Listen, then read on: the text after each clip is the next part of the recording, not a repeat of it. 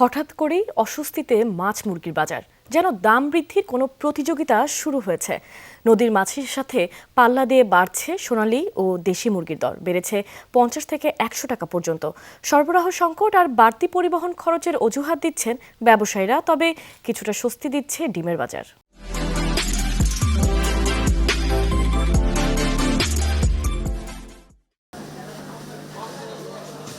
ঈদের পর থেকে চড়ছে মাছের বাজার। সপ্তাহের ব্যবধানে মিঠাপানির বড় মাছ কেজিতে দাম বেড়েছে 50 থেকে 100 টাকা পর্যন্ত। বিক্রেতাদের অজুহাত, সরবরাহ কম আর পরিবহন খাতে জ্বালানি সংকটের প্রভাব। সাধারণ পরিবারের জন্য, আমাদের জন্য তো বাজেট ফেল, এগুলো তো বাজেট ছাড়া হয়ে যাচ্ছে।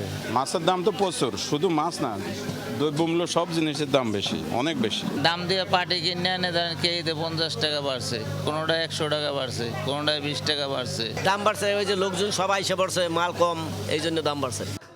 স্বস্তির দেখা নেই মুরগির বাজারেও। ব্রয়লার বিক্রি হচ্ছে 180 টাকা কেজিতে। সোনালী মুরগি রমজানে বিক্রি হয়েছে 330 টাকায়। সেই একই মুরগি কেজি প্রতি 100 টাকা বেড়েছে। আর দেশি মুরগির মাংস কেজিতে 750 টাকা নিচে মিলছেই না। পাকিস্তানি মুরগিটা খাইতাম আমরা 280 বা 300 টাকা, সেই মুরগিটা হয়ে গেছে 400 টাকা, 100 টাকা বেড়ে গেছে। কারাকারি লাগে যায় দোকানদারে, অল্প কিছু মাল আছে, 3 দিন মালই পাইনি, আজকে কয়টা পাইছি, 400 টাকা কেজি কিনে আনছি।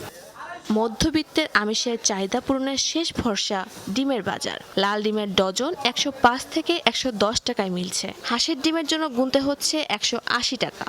10-12 দিন পর একটু বাজারটা ভালোই তো বাড়ার সম্ভাবনা আছে।